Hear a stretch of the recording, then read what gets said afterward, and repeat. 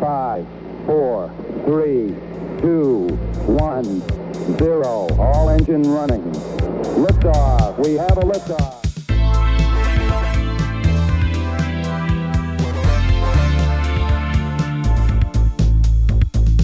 You're listening to Tabletop and Beyond with your host, Justin. But before we get started, how was your Geek Week? And co-hosts Dan and Jason. You have to be willing to let the dice help you tell the story. Okay, look, this year I'm going to stop mispronouncing words. Join us as we cover board games to war games and beyond.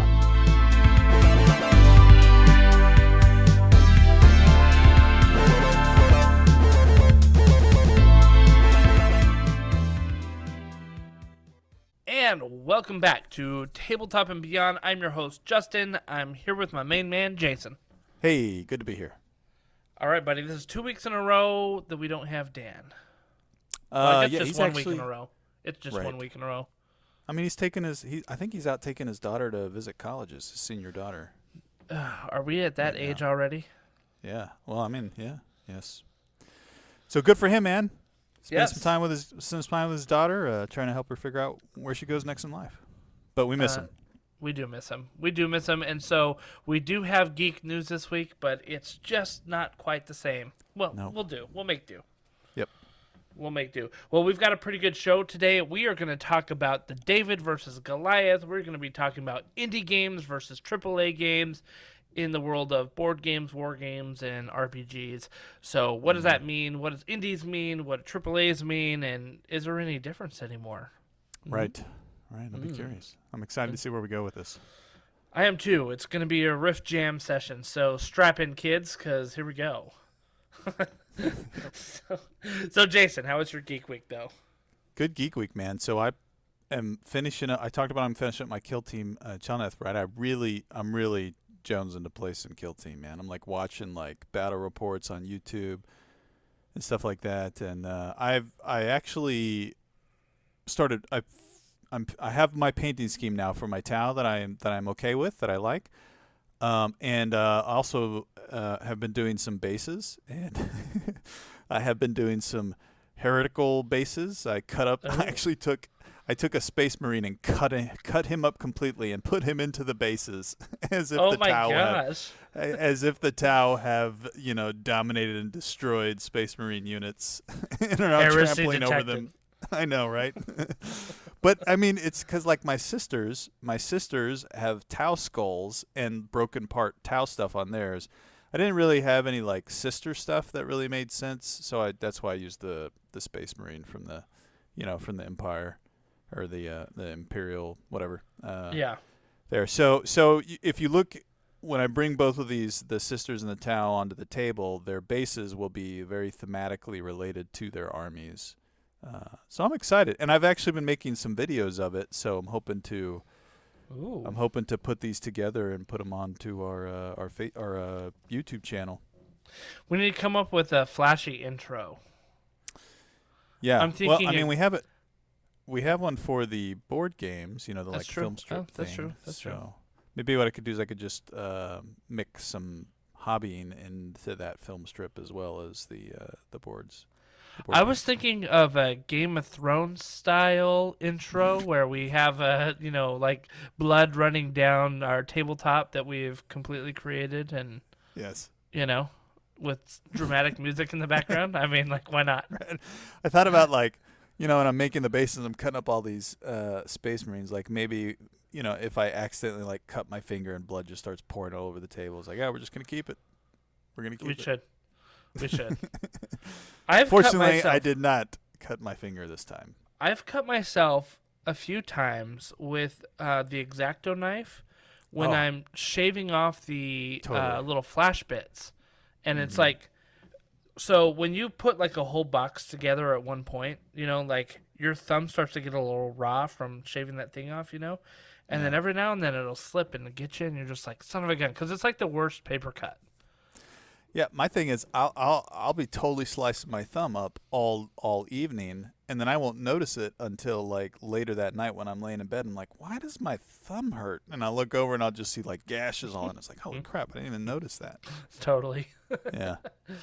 Well, so look for sometime in the obvious future, look for some videos I may put together on how I did my tiles and my bases. And I'm not just showing how I like decorated my bases, right? Like I'm showing how, because I've done this before, how I make basing molds. Right. So I'm showing how I'm making the mold starting from a completely blank base, using kind of the paver cement that I use, the patch cement that I use to kind of give it that nice texture, and then put bits in and then create a mold, and then go from the mold up to the painting and the flocking and the texturing. So it'll be a complete video on how to make bases at budget too, because I use pretty low budget stuff to do my things.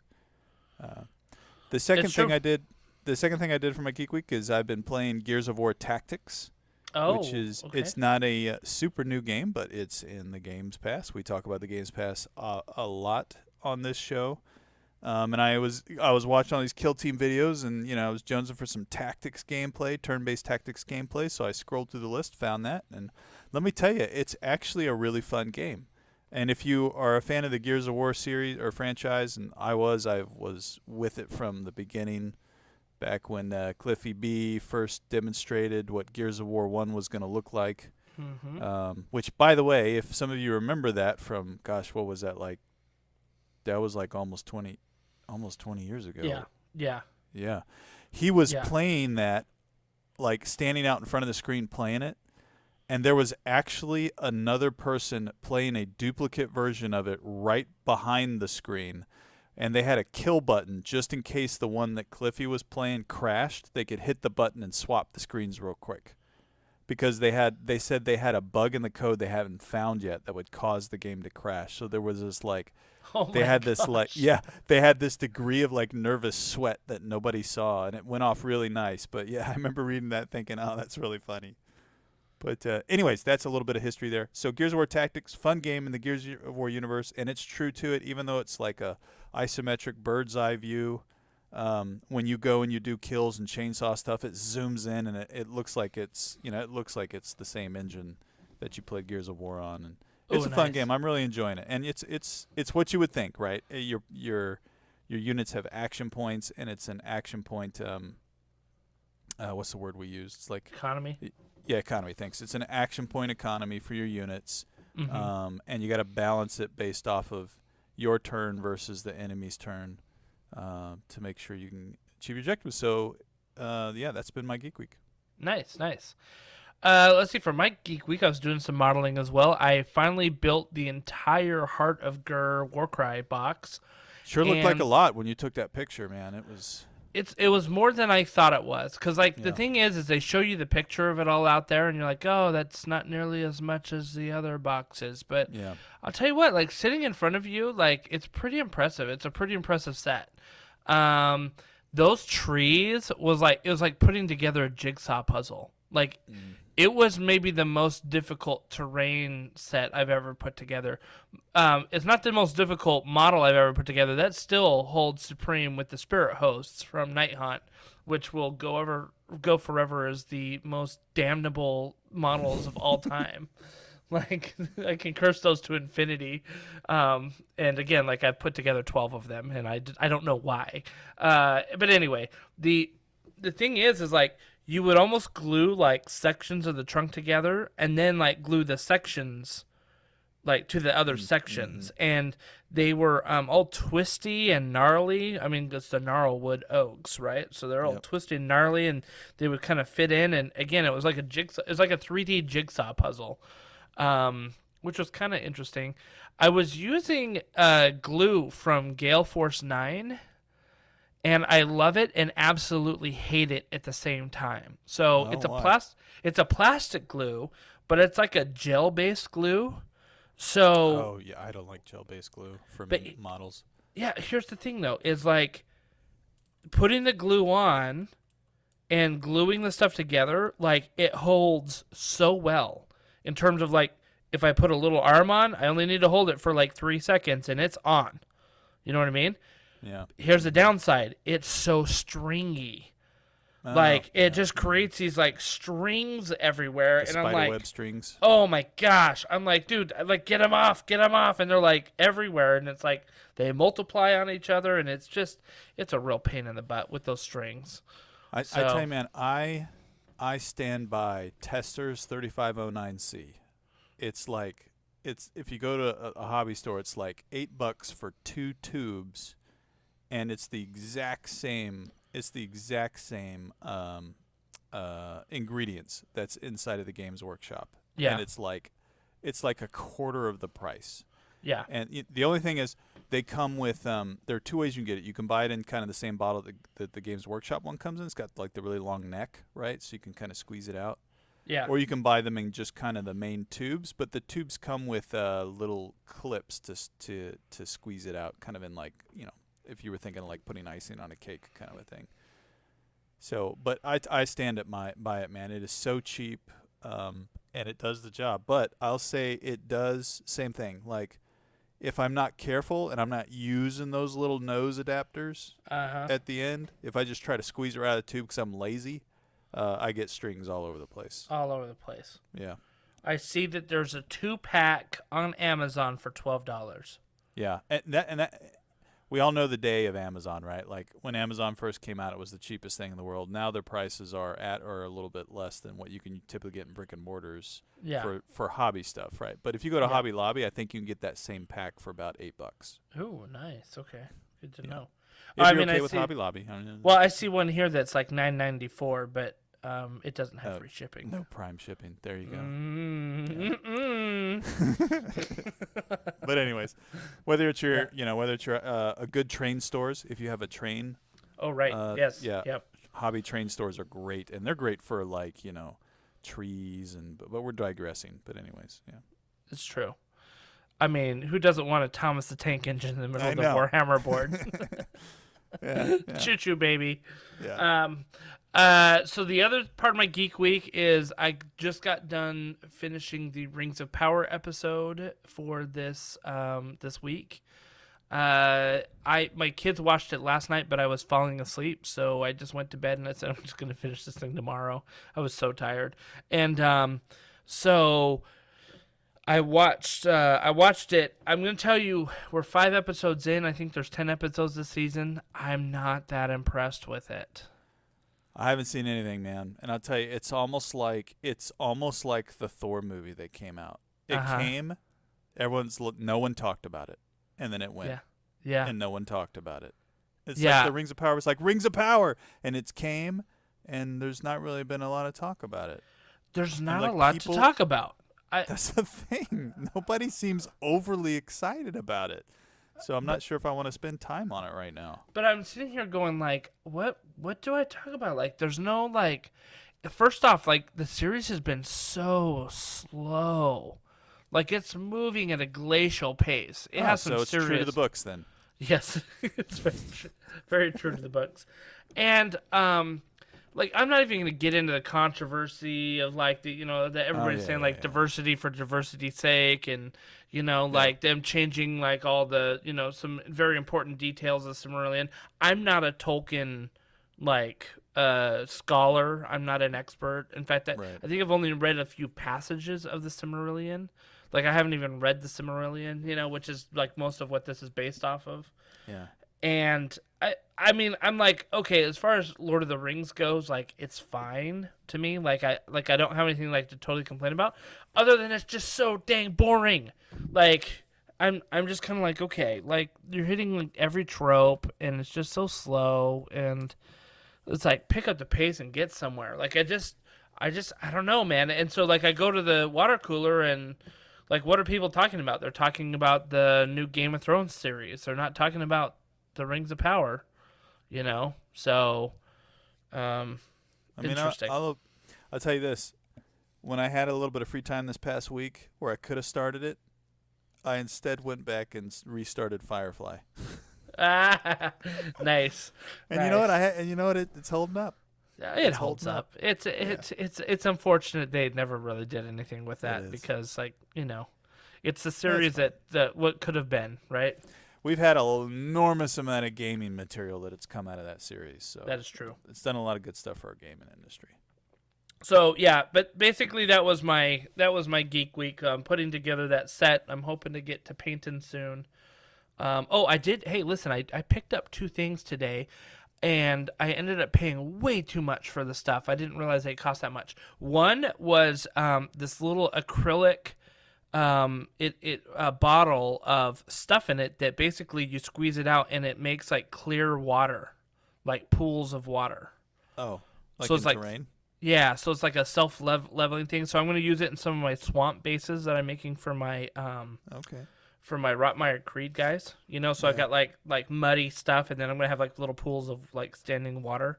Yeah. In it. The other one is this thing called Dirty Down. They do three things. They have verdigris like stuff, you know, like for oxidized copper. And then they have rust, and then they have moss. And it's like an alcohol-based solution, and you like put it all on your model, and then you wait, and then it just kind of like, I don't know how you explain it, like blooms, kind of, like when the alcohol evaporates, and it looks crazy, like really good like rust effects. Because it's like the way that it dries, like it looks like it's like more natural rust effects than if you try to like paint it yourself. You know what I mean? Yeah. I was actually looking at a lot of rust videos this week. A lot of people using pigments and then pastels, you know, crushed up pastels and stuff. Oh, interesting.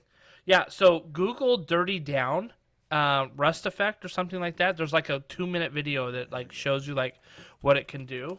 And it's really kind of cool. Now, I was like, oh, okay, it's like I got this tiny little bottle of it, Ooh, that right? is Like pricey. yeah, I got this tiny little bottle of it. I didn't know how much it was when I pulled it off the shelf. I just was like, "Oh, this looks really good. I'm gonna get it." I was thinking it was gonna be like $8-10. It's $20 for this tiny little bottle.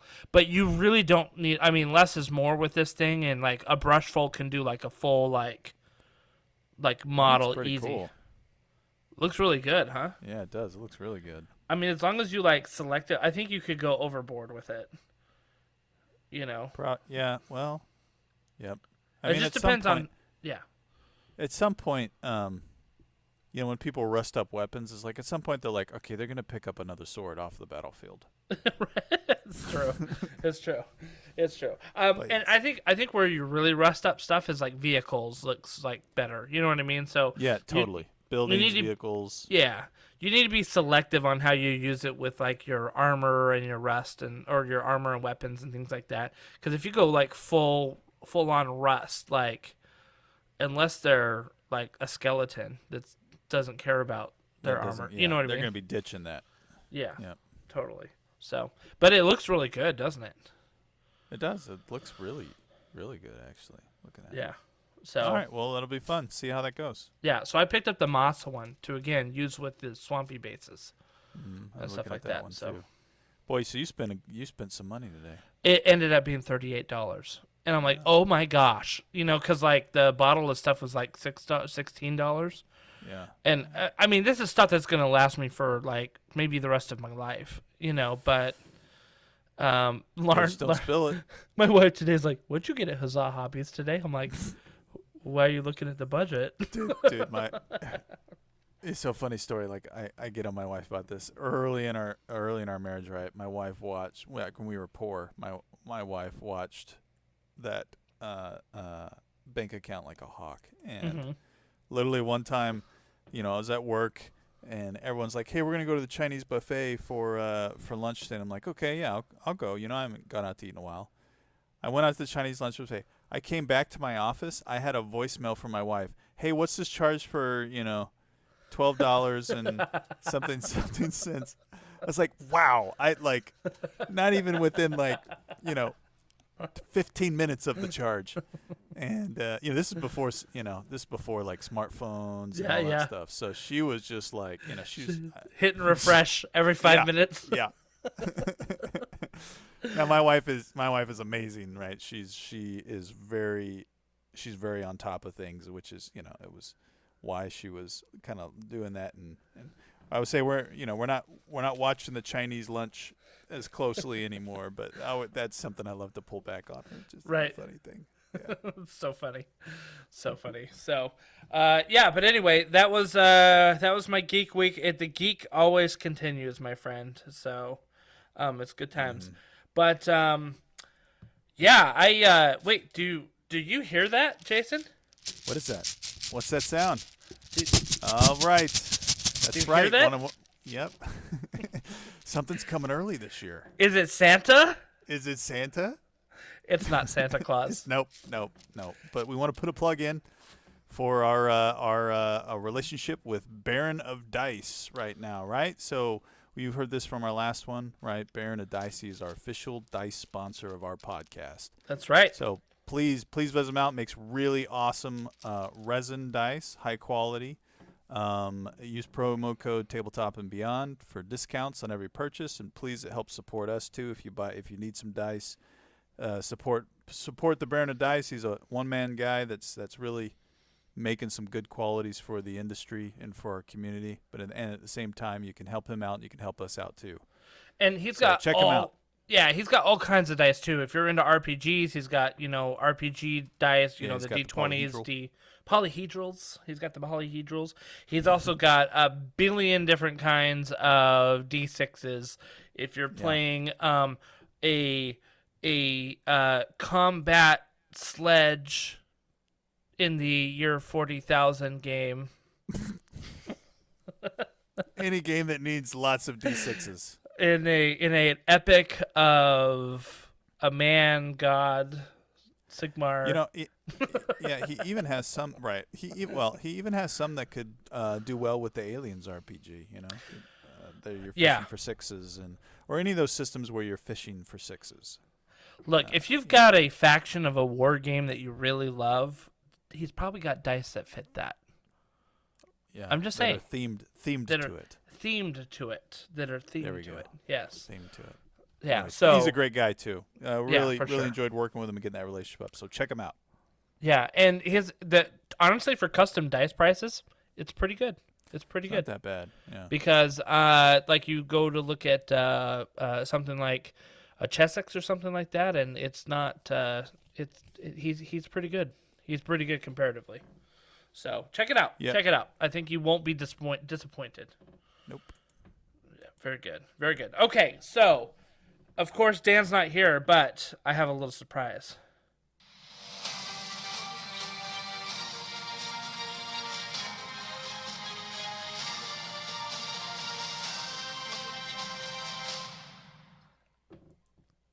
Tabletop Geek News.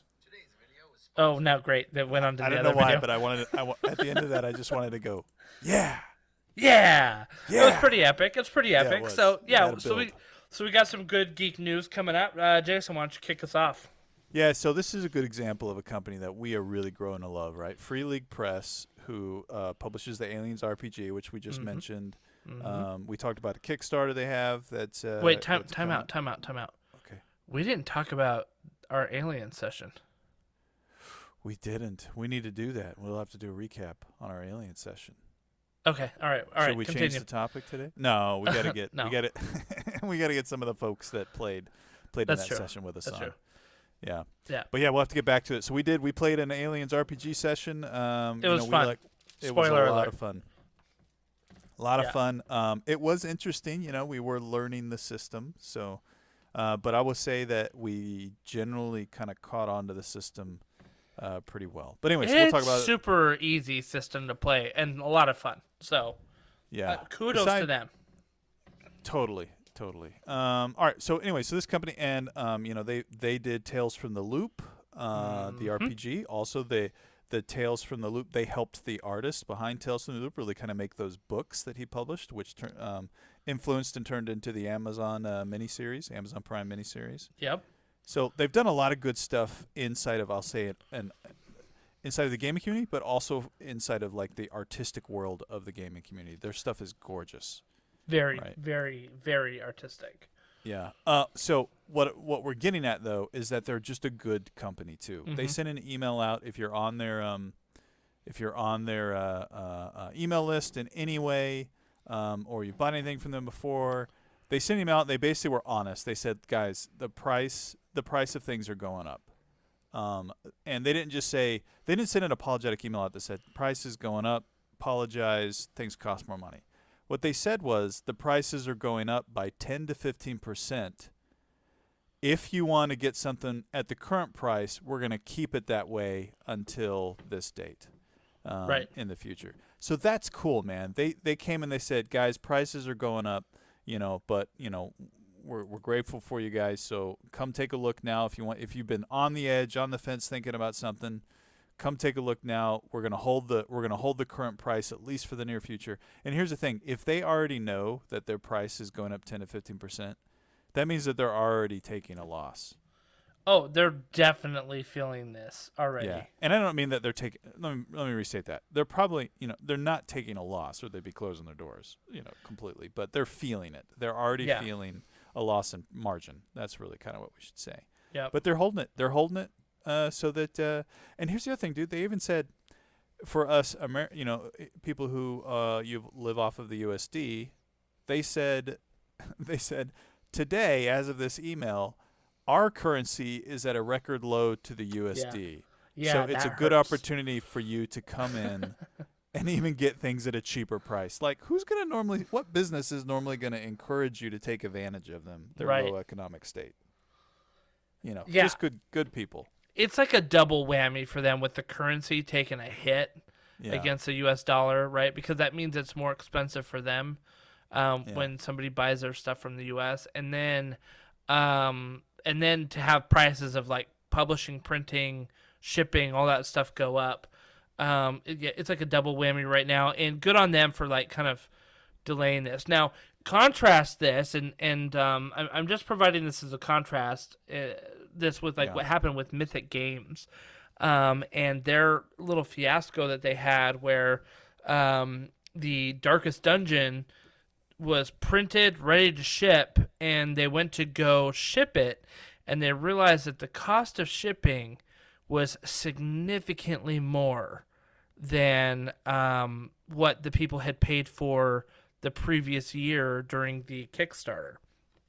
And it was so much that like they would have taken an absolute bath on the shipping alone, and basically not made any kind of profit from the games at all, right? So they agreed to kind of split the cost between the consumer and them and the printer publisher of the game. So they were kind of taking a 25% hit. The printer was taking a 25% hit, and then the consumer was going to be picking up a little bit of that as well. And so a lot of people got outraged. I mean, in the end, I think Lincoln told me that if you got like the base box, like it was like $12 extra for shipping. Like it wasn't like that much, but it was the idea of like all of a sudden this gaming company spraying it on them, right? Like, ta-da, you can't have your game unless you pay $12 extra type of thing. Yep. So, well, we were talking about it's like it's almost inevitable now that two things. I think there are two inevitables that pop with every Kickstarter that I back. It's one, hey guys, sorry, things are taking longer than we thought. It looks like it's actually going to be about 6 more months to blank blah blobbity blobbity blobbly. It's okay. Yeah, I knew you were never going to hit your target. It just doesn't happen anymore. Right. Nobody on Kickstarter, besides maybe a few AAAs that used Kickstarters to do stuff, nobody truly knows how to accurately estimate the process of making a game, for the first time, and even for the second or third time sometimes. All right, that's the first one. The second one is, hey guys, sorry, looks like shipping's going to cost more than we thought, blah, blah, blah, blah, blah, blah. Right. Those are like the two things I just bake into every Kickstarter I back. Okay, I'm not going to get it for probably 6 months after when they say, and it's probably going to cost me about 20% more shipping than what they say, or something like that. Yeah, and it's funny because I was talking with Lincoln, who obviously we've talked about him working with Mythic Games. I was talking to him about this problem, and he said that what they need to do in the future, what they will do in the future, is they're just going to say shipping TBD at time of print. Dude, no, man. That's what they're saying. You can't do that. I will not back him. That kind of a thing, man. Really? What do I go in for $80 into a package, thinking that I might have to pay $50 to ship it. That's a good point. I have no idea no ballpark on what the shipping price is going to be, and I have no idea what the weight of the box is going to be. Yeah. Like I could. But you don't really know no that way, now anyway, right? I mean, I guess they're giving a figure based on their estimation, but at the end of the day, like you really don't know until they actually print it, right? But that's part of that. So we've talked about this before, but that's part of what running a business is about, dude. That's true. You gotta make estimations, and you gotta think about what your price points are and your market entries are. Yeah. And you have to put some semblance of fidelity behind the Kickstarter campaign, and understanding an estimate of what the component costs are going to weight and grams and everything is going to be, to give you an estimate of what shipping is. Yeah. You got to have an estimate. If you put TBD, I'm not backing it. What I'll do? I'll put the dollar on the campaign, and I'll watch the campaign all the way up until the pledge manager. Yeah, the late pledges or whatever. And if you say we're having late pledges, I'll wait. I'll just wait until you tell me exactly what the price is. What if they said we estimate? I'm angry. No, I'm kidding. I'm not really. What if they said we estimate that the shipping will be around $25, but could vary depending on locality and so totally they give a ballpark. So I'm totally good with that. So let's say they do that. They give you a rule of thumb. They say $25, and then it comes to checkout, and you're like, oh, it's actually $50. Then you have to give people an opportunity to adjust their pledge, because normally they don't charge you anyways. Way most Kickstarters work nowadays, you can actually adjust your pledge up into the point where they charge you. Oh, okay. So if they come back and say, what would really be bite my tongue there, what would really be a bad move is if they close the pledge manager, they charge everyone, and then they come back and adjust it, which is something that happened. And then they come back and say, shipping's actually more. You've already charged us, man. That's a closed deal. Right. So I don't know how to handle it. This is our world. Yeah, exactly. So, I think the point of this whole news item that you said is like good on the transparency and the forward leaning from Free League, and game companies got to realize that like we as consumers understand the global supply challenge. Totally. We get it. Let's just be open about it. You just got to be open and transparent. I think that's the key. Yeah. As much as you can, right? As much as you can. Yeah. And we talked about this too when it came to years ago with our old podcast Blood and Steel, right? With Shadow the Demon Lord, with his big supplement that came out. What was it called? My gosh, it was the one with all the spells. I can't remember right offhand. Anyways, it came out, and to Rob's credit, Rob Schwab, right? He recognized at some point that it was going to cost way more than he thought to actually print the book. Yeah. So what he did was he changed, I think it changed kind of what you were paying for. Everybody got a PDF, you basically paid for the PDF, and then you could pay for a coupon to go do like what's it called? Like where you print on demand. Print on demand, yeah. A print on demand. But you had an opportunity to adjust. Yeah, that's true. In the campaign, that's everybody be open and be flexible, but recognize that I that was many years ago. So now it's everybody's consumers, like you said, understands this global supply market, but we also have some expectations that you understand it too. Right. Yeah, absolutely. And the thing is you see other companies doing things and you kind of understand what the sort of the norm is. So when things are out of the norm, then that's when it's a little. That's when the geek rage starts. The geek rage, yeah. So we should have a geek rage segment. Geek rage. That's not a bad idea. Well, we should talk about it. Are there pros and cons to geek raging? Yeah, there might be. There I think there are. Right?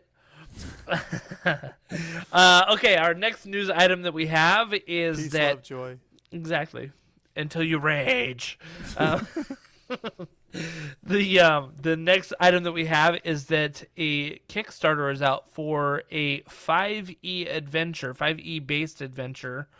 So they're taking the mechanics of it, and it's called Against the Fairy Queen.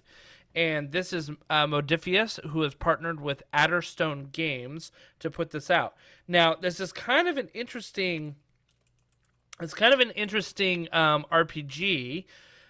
Because it is based on like real Celtic myths and like dark fairy tales, and it's like all like Welsh kind of Celtic fairy tales that you're playing. So Adderstone Games is a game that's based out of the UK, and obviously Modifius is too, right? And so the description of this is quests through real Welsh folklore, train Celtic subclasses, and master new systems in this epic Celtic campaign book for the Legends of Avalon. Avalon? Legends of Avalon. Yeah, it's not spelled like Avalon. So Avalon. Avalon. Avallen. I think it's supposed to be like Avalon, but it's Avalon. Avalon. Yeah, Avalon. And Avalon. 5th edition. So again, this is like the Legends of Avalon, and so this is like, I mean, whenever you say Avalon, you're thinking King Arthur. You gotta say it with like a Gallic or a Gaelic. Avalon. Avalon. Avalon. Ugh, Heed, bring me my Avalon.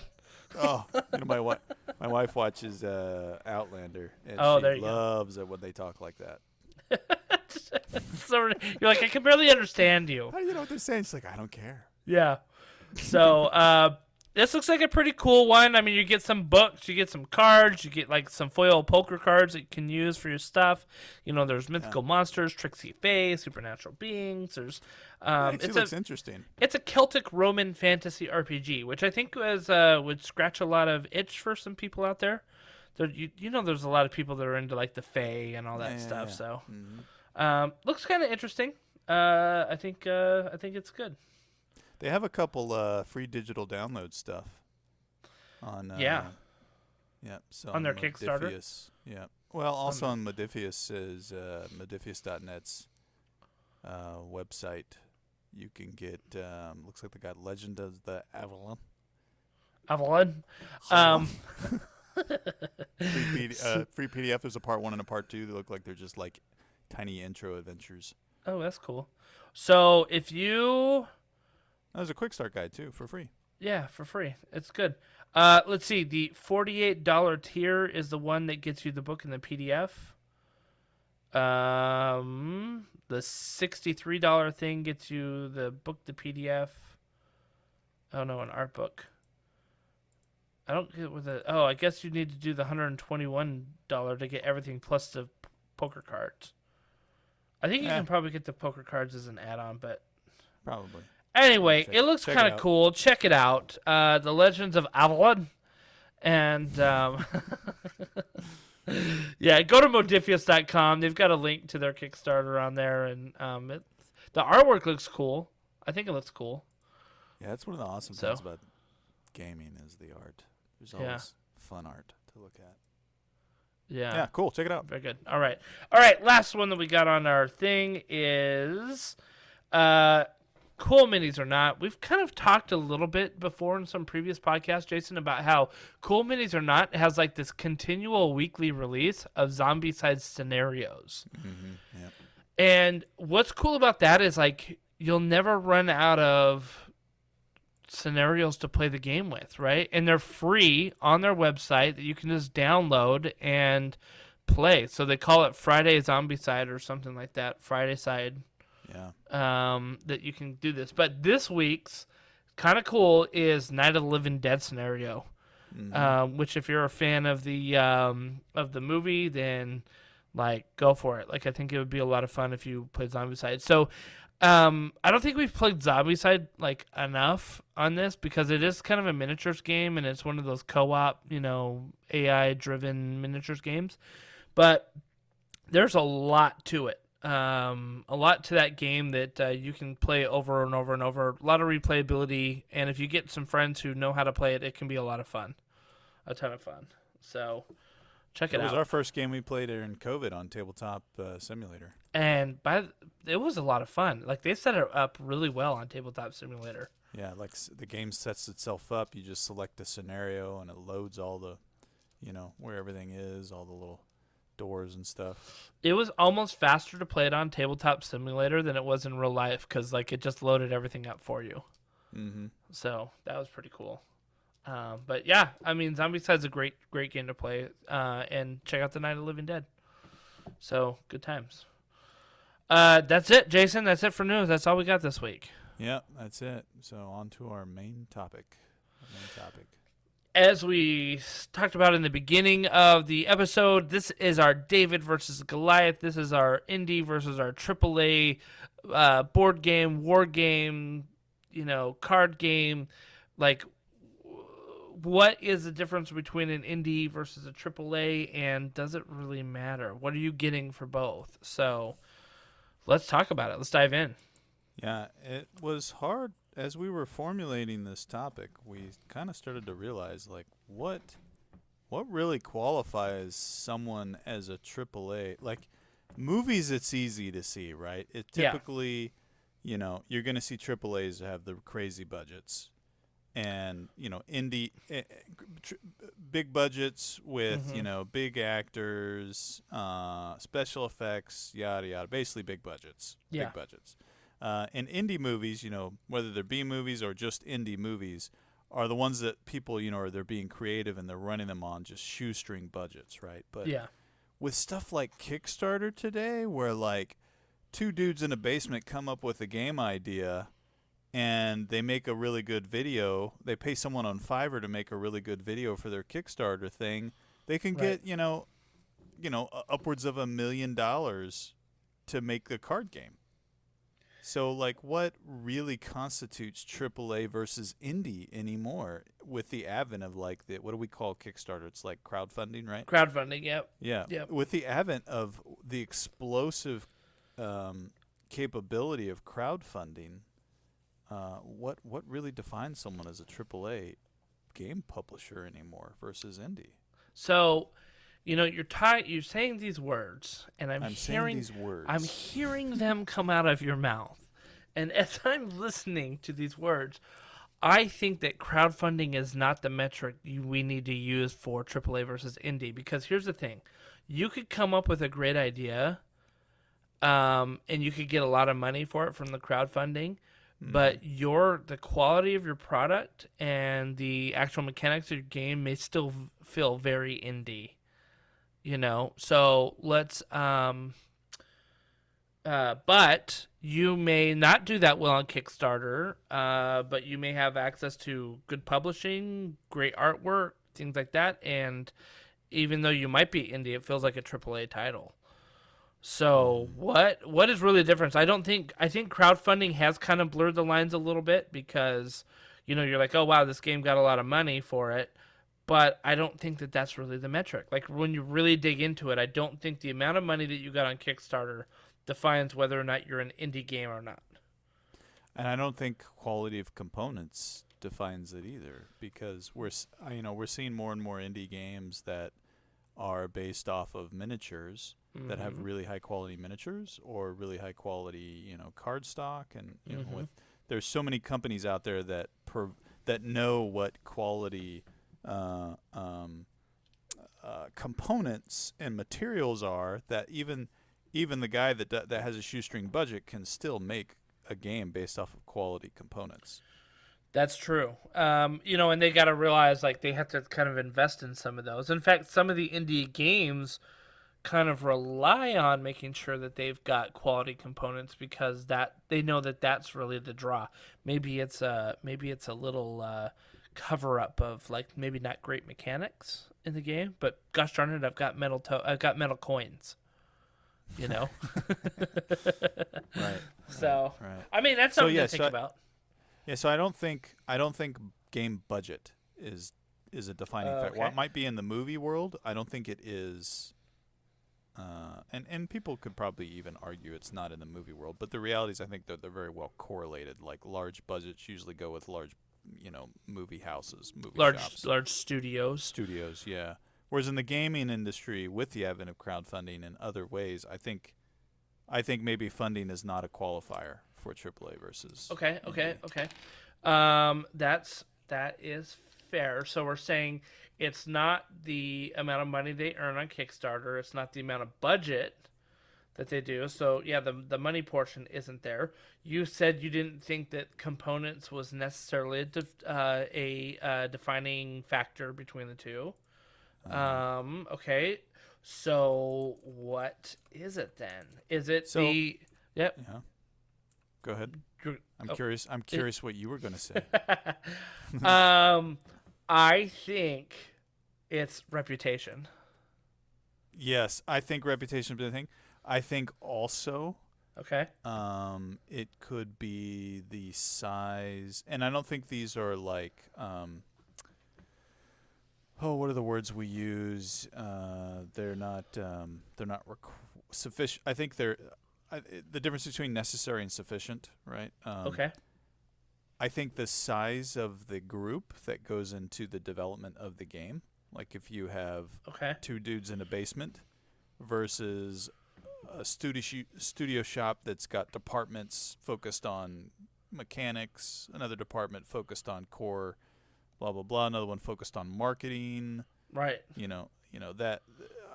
Whereas if you just got like four dudes who like to play hockey together and have an idea and they start working on something, and they outsourced some of those things like artwork and marketing, right? Because they're not artists, in-house. but so they go to they go to Fiverr or whatever those other for hire places, and they outsource them. I think that could be maybe a qualifier. Outsourcing versus in-house. Yeah. Okay. Just limited resources, maybe limited in-house resources. Right, and when I say outsourcing, I don't count, because I think a lot of studios do this. I know, like for example, Wizards of the Coast does. They have artists and writers who are on contract, who aren't actual employees of the company, but they are on contract as almost like kind of retainers in a sense. Yeah. You know what I mean? I think if you have open contracts with people, you're out of the indie world. It's true. Yeah. It's true. If you didn't rely on Fiverr to gin up your contract for you, right? Yeah. Yeah. If you got lawyers, you're definitely out of the indie world. You're the Goliath. So let's pull. So I think maybe that's one that could be a sufficient but not necessarily necessary condition. But let's pull on what you said, reputation. What were you thinking? So, like you take a Wizards of the Coast, you take a Games Workshop, you take a Call of Cthulhu, right? Or Chaosium. Chaosium isn't nearly as large as Wizards of the Coast. Not even by a fraction. Or Games Workshop, for that matter. But I would consider Chaosium to be AAA versus indie. Like I wouldn't consider them to be indie. And part of that has been their contribution and the games that they have put out for over 50 years. So they have developed a reputation of being a solid RPG company, Chaosium has, within the community. Mm-hmm. Even though they're size-wise, they're probably pretty small compared to some of these other bigger companies, like Paizo, Wizards of the Coast. You know what I mean? Like they're not that big, but I wouldn't consider them to be indie. So it's not their size, it's their reputation. What do you think? Right. I agree. I think that reputation has a big part of it. And what builds reputation, what can build reputation, once again, it could be, I think one thing that builds reputation is having a prior history of publishing games. Like you said with Chaosium, they have RPG content. They've proven themselves to be a strong producer of content and mechanics and systems there. So if you have that portfolio, if you have a portfolio behind you that can move you into the AAA world. Now there could be, I don't necessarily mean a size of portfolio, right? Because you could have an indie studio that's made like 20 card games, and they just they haven't gone anywhere. But you could have one guy who's made 3 games, and 2 of them were giant successes, right? Okay, maybe it's not the size of the portfolio, but it's maybe the impact, the community impact the portfolio has had. That's true. Because Which gives the reputation. Think about like Rio Grande games, right? The Rio Grande games. So they're the ones that made like Puerto Rico and big one. Puerto Rico. Yeah. And like I think they maybe have like 10 games to their, maybe probably a little bit more. But so they don't have like a ton of games out there, but like they're pretty well known within the board gaming community for like the kind of games, they do a lot of worker placement and, I wouldn't consider them indie because they've published quite a bit, but I don't know that they've reached full AAA status. Maybe they're AA. Maybe a AA publishing company. I don't know, man. Sure. Yeah, sure. Let's pull another one. The Raiders of the North Sea. Renegade Games. Yep. Renegade Game. Well, they're the publisher. Games? Renegade was the publisher. It was Garfield Games. Yeah, Garville. Something like that. Garville. Yeah. So you've got. When did North Sea come out? It was 2014. No. 2017? Yeah. 2017? Yeah, maybe. Yeah, Garfield Games, by the way. Phill. Yeah. Maybe Garp Hill Games? Garp Hill? Yeah, anyways. Raiders of the North Sea 2015. When it came out, it was kind of like, oh, this new thing, right? And it had an aesthetic and blah, blah. Well, it was a great worker placement game. And now, if you go anywhere and say Raiders of the North Sea, like almost everybody has heard or played that game. Even people who aren't gamers now. Yeah. That I know of. Dude, his games are in Target. Yeah. So, like, you've hit the big leagues if you're selling stuff in Target. Like, right. But, I mean, it's not like they don't... He has that game. He has lots of expansions. Yeah. But and there's a couple other games that have come since, but there's not like, 20 or 30 games in that portfolio. Right. Yeah, I mean, he's got the Paladins of the Kingdom or something like that, and then the Architects of the Western Kingdom as well, or something like that. So, I mean, he's got like 3 main games. I think he's come out with 2 other ones as well. Like, there's kind of like a Mideast theme one and like maybe a South American theme one, something like that. Anyway, point is they're all basically the same game with just some different mechanics. It's really true, right? Like even if you look at the art, you're like, oh, are these all expansions? Yeah, exactly. And they kind of, I mean, they're all in the same theme, which is the point. But it looks like if you I'm browsing his website now. If you browse the website now, it kind of looks like, oh my gosh, she's got like 25 games. Well, now like a bunch of them they're just expansion boxes. Yeah. So let me ask you this: in 2015, when he came out with Raiders of the North Sea, would you have said he was an indie publisher or indie game designer? I probably would have thought, yeah. I thought this is an up and coming. Some guy who's got a good game. He's got some substance behind him, and let's see where this goes. And so then you get to 2022 when he releases his latest one. Do you feel like he's an indie game developer? No, not at all. Yeah, so you can definitely move up in the world, right? And I think that's like the dream. That's the dream of being a game developer, is to go from indie to AAA. And being recognized like that. So what's the difference? Is it household recognition? Is it the reputation that we talked about?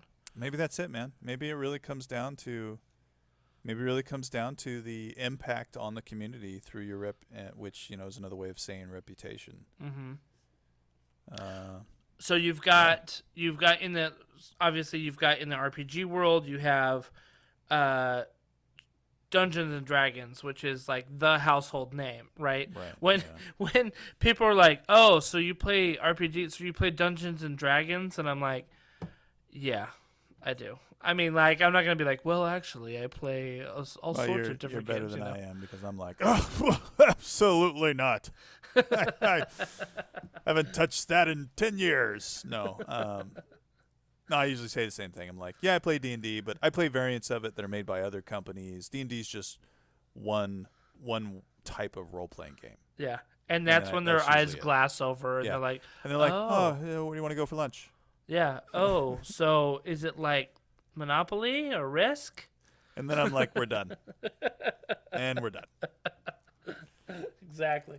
So, all right. So you've got D&D out there, but I'm looking at my shelf right now. Right, I've got Shadow of the Demon Lord, The Witcher, Warhammer Fantasy Roleplay, Call of Cthulhu, The One Ring, Cyberpunk Red, and Blackbirds, all on my shelf right now. Yeah. I think the only one. Well, actually, here we go. Here we go. Let's go through this real quick. The Witcher, indie game or not indie game? Ooh. That's a good question because it's a AAA IP. Yeah, it's a AAA IP. Okay, so this is a good point because you can be a AAA IP. Yeah. I think you can be a AAA IP, but you can be an indie game publisher. So this is published by The Witcher, and I'll even say Cyberpunk Red, right, because of the popularity from Cyberpunk 2077. Yeah. Those two are published by R. Talsorian Games, and I don't know. Here's the thing: they had a pretty big booth at Gen Con. They've got like miniature games coming out, skirmish games and stuff like that. They had a whole staff running their thing. Okay, like now. Okay, if you're gonna say today, how about when the Witcher RPG came out? Super indie. I didn't even know who they were. I didn't know their name at all. Right. They got they locked in an IP to help them get off the ground with the mechanic system that they were developing. Yep. And same thing with Cyberpunk 2077, right? Like that was on the heels of, Cyberpunk Red. That was out before, but they kind of re-released it on the heels of the video game coming out. People are like, "Oh my gosh, it's so amazing." Yeah, this almost hits another point. Is I think that AAA IPs are generally more accessible to these adjacent markets than they have been in the past. Yeah, I mean, you're still going to have your Star Wars. Like, who knows how much it costs to actually, license the Star Wars franchise to make a game on. Right. But we talked about this last time we went to Gen Con. I felt like every third booth I walked by had a Dune game. It's so true.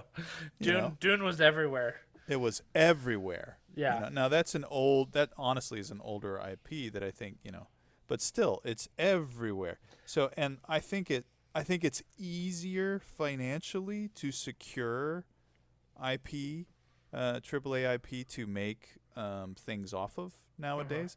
That said, I am speaking with some ignorance because I don't know maybe the way maybe now instead of just flat fees, maybe it's negotiated percent of sale afterwards. At that point, it's not cost off the top. It's off of it's baked into your margin at that point. Right.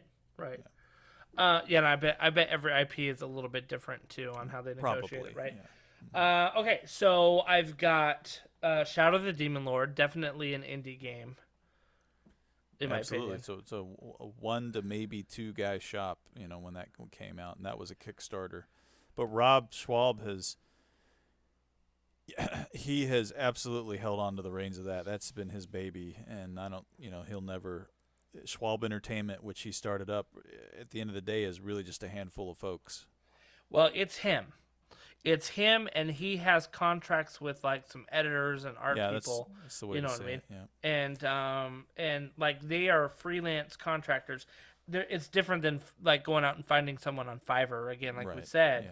Yeah. Because he goes to the same, he dips he has in the same people he well. trusts that he works with. Yeah. So, but really, it's his company. Like, he's the one that's really driving the wagon there. So, let's see. I've got the One Ring. So this brings us to Free League Publishing, right? Is the One Ring an indie game? So are you asking if it's an indie game or Is it if an it's indie an indie game? publisher? Is it an indie game from an indie publisher? So I would say at this stage, I don't see Free League Press as an indie publisher. Oh, I don't know if I agree with that. Why? I mean, I think they have a huge reputation now. I don't know that they're as widespread as I would love them to be. Do you know what I mean? Okay. Like, All right. So then, tell me, what's the threshold? I don't know. I don't know. Right? I don't know. I don't think that they are a household name though. They had a pretty big booth at Gen Con. You said that earlier. You said actually their size. booth was pretty big. Their It booth was big. bigger than their Artel Saurian Games Size place, matters. and they were selling stuff like crazy. Yeah. Okay, all right. So they had a big booth size. I'll tell you what may have pushed them into AAA, the Blade Runner RPG. I think that might have pushed them over the edge. Yeah, I think that Aliens had the potential, but I think that they didn't quite break out with the Aliens RPG. But I think yes, combine that with Blade Runner and And the One Ring. And the One Ring, and absolutely. Because like their Tales from the Loop is super indie. It is. It's one of those things that I think people would be aware of, that it was an Amazon show. Yeah. And that it was based off of an art book, but you say, "Oh, guess what? There's an RPG." Oh, wait, what? Oh wait, okay. Oh, hold on. I'm just now rethinking my whole life right now. Hold on. Okay. What a fun topic. Yeah. Okay. So we just called Tales from the Loop an indie game, but is it a niche game or is it an indie game? So this is where I say let's be careful, right? Because Yeah. we're really talking. I'm looking at it in terms of indie publisher, Okay. not necessarily a game. So Right, when Tales from the Loop came out, was Free League Publishing an indie publisher? I think yes. Spoiler I think alert. yes. I think yes. Yeah. I think I so don't too. think they've quite gotten there, and maybe they had in their local area and their country, but I don't think they had global influence as they do now. Oh, there you go. Here you go. There's a criteria for being AAA. You have to have global influence. You have influence. to. It's got to be more than just the United States or the UK or something like that, right? Interesting. Or Sweden. Global influence. And I agree. And you know where I think they moved into AAA publisher is when they started getting the AAA IP licenses. Yeah, there you go.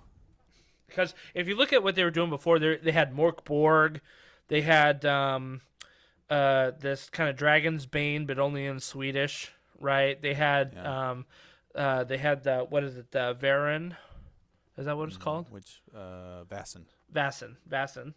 They had Vassen that they were doing, and all of these are very like. Oh, they also had the Forbidden Lands. Mm-hmm. They also Mutant Year Zero. Mutant Year Zero, and again, like all these are like great games, but they're all very indie. Well, Mutant Year Zero actually has a tactic turn-based video game. Right. Yeah. But it's not. Would you consider that video game indie? It's borderline. Yeah. But anyways, I think maybe this is it, man. It's the vast spread of the influence. Mm-hmm. Because these other things that maybe in other markets, like movies was an easy one, right? Or even music. Those qualifiers that make it easy to designate into the indie bucket or the AAA bucket, it's not so easy in the gaming world anymore. It's not. Because of the accessibility of anyone to jump into creation of a game. Do you think that building off of a AAA game system, so like for example, if I'm building a RPG and I base it, let's talk about our favorite new Kickstarter, Against a Fairy Queen, right? which is obviously an amazing story with the whole Legends of Avalon. Avalon. Okay. That's our new favorite, RPG, but it's backed on 5th edition. So does like stealing other people's rules make you indie? I think, let's say it this way: stealing is the wrong word. Employing other rule systems into your IP doesn't make you AAA. It doesn't make you AAA. You can't be AAA if you haven't come up with your own rule set. Is that a rule that we're saying? I don't know if I'm saying that, but I think I'm saying the reverse, which I think is not exactly the same. That just because you're using a globally influenced mechanic system in your skin doesn't make you AAA. It doesn't make you AAA. See, I say if you don't have your own rule set, you can't be AAA. Is that true? I don't think so. I think you can employ, because you can employ the open source system. Okay. That's right. true. You could employ the year zero system. You could. There are plenty of systems out there that are accessible at a global scale that you could build your own. You could build your own IP around the mechanics. Okay, but what you just said is that if you are using one of those accessible mechanic systems, that you can't be AAA, right? No. I said it doesn't guarantee. Doesn't that guarantee. you're AAA. Yeah. I see. I'll clarify it that way. Okay. Just because you employ a globally influenced mechanic doesn't make you automatically AAA. This is the software engineering logic in me. Right. I hear you. The communications person in me is saying... It is not false. Correct. The communications person in me is like, we seem to be splitting hairs here. What's the spirit of what we're trying to say? Yeah, because you can employ a globally influenceable mechanic and be AAA. But you can also employ that same global influence mechanic and not be AAA. Okay, so I don't think the mechanic's a qualifier. I think it kind of is. I think it can be, but I don't think it's necessary. Okay, so I think that if you want to be Semantics considered, is fun. I know, right? I think if you want to be considered a AAA thing, you can't have somebody else's rule set. I totally disagree. I think you like. Think of it in board games. Worker placement is a type of mechanic. Oh, and there okay, are gosh darn so it. many companies that employ worker placements. All right, that's fair. I think in board games, you're absolutely right. I'm thinking RPGs, and I think generally in RPGs it's probably easier. Let's throw edge cases away and just think generally. It's probably easier to say if you have your own system, that's a good, strong qualifier that you could be coming out of the woodworks as an indie group. Yeah. Because and here's the rationale behind it.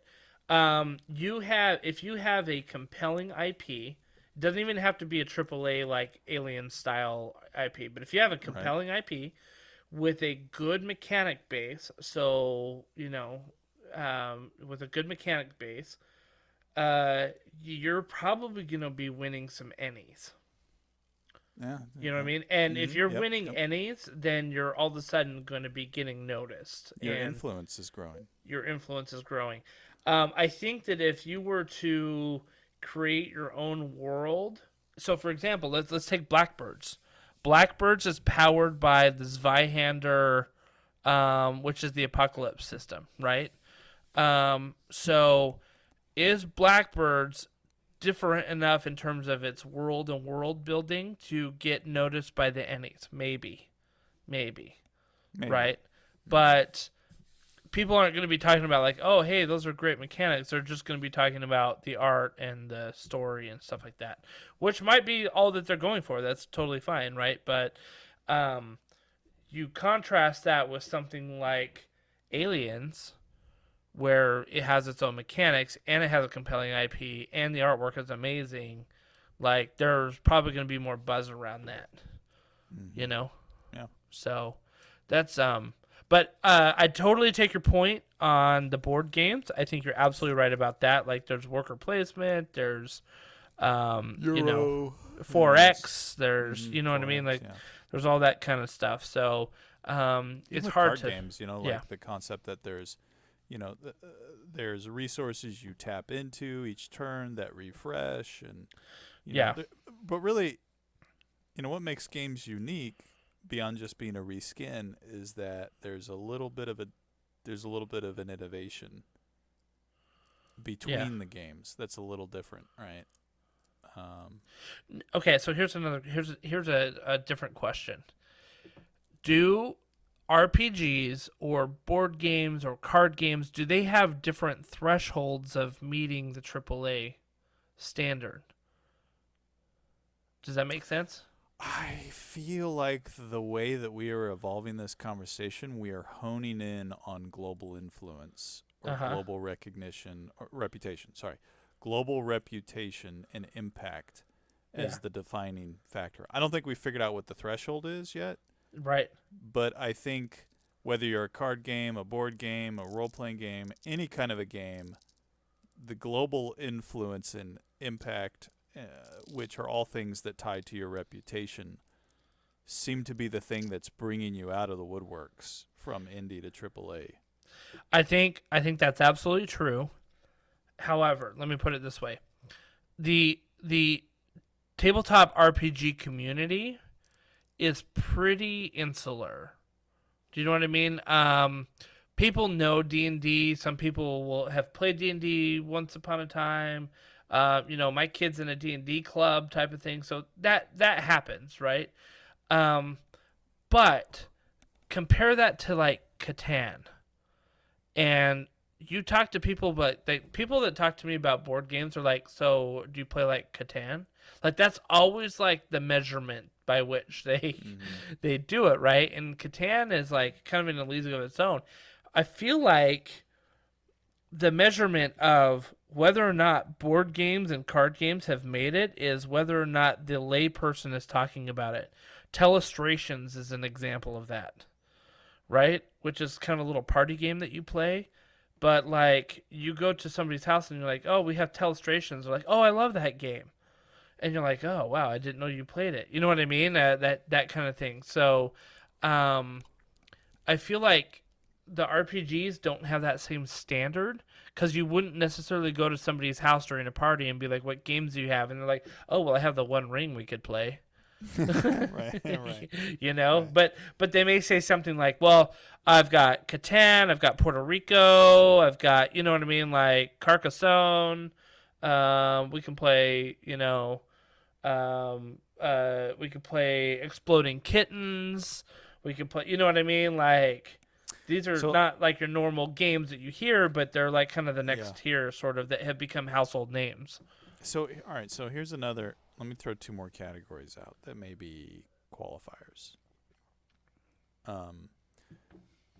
Scale of production. Okay. Ooh, that's a good one. That's a pretty good one. Yeah. I think scale of production could be something that delineates a AAA versus an indie. Okay. I think size of, maybe company is the wrong word, but I'm just going to use that because it's a construct that's easy to wrap our heads around. Size of the company that is behind that game. Because let's say you got two dudes, we talk about 2 to 4 dudes in a basement that make a game. It comes out, it gets awesome. Everyone in the world knows this game, loves this game, plays this game. Those 2 to 4 dudes stay 2 to 4 dudes. They don't, you know, maybe they start raking in millions and millions of dollars. Yeah. But they don't build they don't move into a studio. They don't build a marketing department. They just stay 2 to 4 dudes just running the way they ran the last game. They could still be qualified as an indie company. Right. Because they've not grown into a size of, you know, a corporate size. AAA corporate size. Yeah. Yeah, I mean, I think that's what I was getting at before with, like, you know, like, you've got some people, but then they contract out people, right? Yeah. And I think those count as quote unquote employees and stuff like that. And I think you're right. I mean, as long as they're staying kind of that small company ish, like even if they put out more games, like they're still like got that indie feel. I think it's when they start, like you said, hiring more people and then expanding more games and kind of your you put your corporate strategy behind the games. Yeah. Then you're moving outside of the indie, because indie is typically also thought of as something that has more artistic passion versus profitability. Yeah, totally. I agree with that. Something niggled my brain when you said scalability of production, right? At least it didn't nurgle it. Yeah, nurgle. The grandfather's blessing. Yeah, something niggled my brain there, and the scale of production. So it's interesting because let's say you put out a small miniature skirmish game, and it goes huge, and you wanted $20,000 for it, but you ended up getting $2 million. You know what I mean? Like, because the models are amazing and the game looks like a lot of fun or whatever. Does that put you to AAA? Because you're going to have to scale up hard to meet that demand. But this is a loaded question. I guess it could. But so I don't think it does. I don't think it does, because we talked about in the very beginning that the amount you get on Kickstarter doesn't necessarily put you up that way, right? Yeah, but that's why I use the word could, because they could take that money, they could establish an LLC, they could hire a marketing person, they could hire, a business strategy person. And this is what CMON did. They could create the construct. Yep, and this is what CMON did, right? Cool Minis or not. This is I mean, they started out as just like doing little miniatures, and then all of a sudden they got bigger. Now they're putting out like amazing ones that'll get like $8 million, like for release. What we're hitting a lot here is there's not necessarily these sufficient versus necessary things, or like there are these qualifiers that could designate AAA status, but they don't have to designate AAA status. So I'll add this though, because I think that, and this is the one that really nickled it when you said scaling production. If you have moved to full retail of your product, are you now a AAA game? So for example, it's not just the Kickstarter and the fulfillment of that game. Like you're now like producing this on the regular and selling it to places like a Target or a Walmart or a Barnes and Noble or or wherever where games are sold. Like you are actually now putting it out in retail. Are you AAA now, or are you still indie? I think years ago I probably would have said if I can see you on any of the main department store brands, you're probably in that status. But I see lots of indie games on those shelves now. It's true. Yeah. So it's once again, it's kind of a hard qualifier, because scale and distribution are way more accessible to the individual now than they used to be. All right. So yeah. Sorry, go. I was going to say, we talked earlier in the show with the complaints that the global supply shortage has had an impact on the ability to meet, schedule and those things. But it's still very much accessible. A one-man shop can make a game and can, sign a contract with a company overseas in China that will drop ship his units to, to Walmart or Target. Right. So, okay, all right. I think that's fair, and I agree with that. I think that there's some games you see on the shelf at Target, and you're like, that doesn't look like a AAA game. Exactly. But I think that if you are doing active retail, like you are well on your way. Yeah, you're taking a business strategy. So you're not necessarily just agreed. You've probably moved into the AA territory that we were talking about before. All right, so one more question with this, right? The AA territory. All right, the other question that I had was B. Okay. All right, yeah, exactly. So we had on our show several episodes ago Nathan Wall. Remember, he was making his Free Radicals game? Yeah, Free Radicals. Now, he is an indie developer. Yep, right? Because he's by himself. He's testing games with his friends and family. However, he is pitching these games to big publishers that pick him up. Mm-hmm. Is that an indie game? I think not. I think if you can be an indie developer, but once you transition it to a AAA publisher, the AAA publisher controls it and is running it inside of their business strategy at that point. Yeah, and I think that's where kind of that Garfield Games or Garp Hill Games with the Raiders of the North Sea, right? So it was Renegade Game Publishing that really put that out in the American market.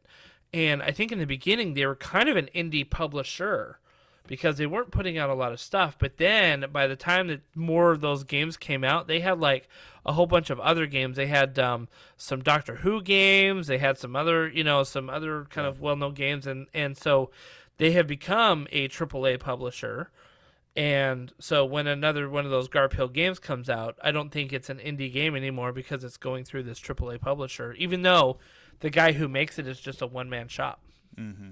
Mm-hmm. So that's an interesting, I think, divider right there. Is like you could have an indie developer, but if they're pushing it through the AAA system, like it's not an indie game anymore. Yeah, and the game can transition to AAA from indie to AAA before it hits the shelf. Mm-hmm. Yeah. Yeah, this is an interesting discussion. I'm sure there are plenty of people with opinions about what really qualifies as indie that is probably more, I don't know, religious than it is, maybe objective.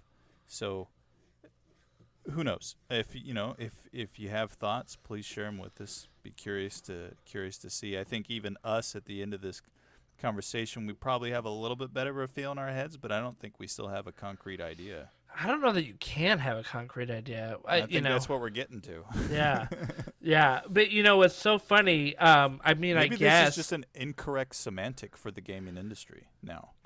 Well, that's an interesting thought too. Is like, can you even call something indie anymore? And I don't know. Maybe it's like the definition of pornography, which is I know it when I see it.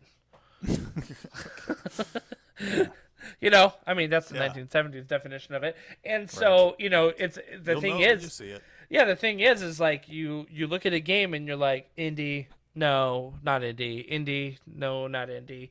But you almost have to take it game by game, and it's like, I guess it's kind of like a gut feel about it, like this. And again, this whole episode was trying to get to not making a gut feel about it, but I feel like we've kind of come full circle. Although I do think we have narrowed down some of the definition a little bit. I think so. I think if anything, it's easier. It's going to be a little bit easier when walking around the exhibit halls to look at something and at least have an initial qualifier in our head as to whether what we think that the backing is behind something. The first step is booth size. How big's your booth, bruh? Obviously. You've had some work done there, haven't you? I mean, like, whoa. Clearly Well, overcompensating a little bit. Invested in your booth.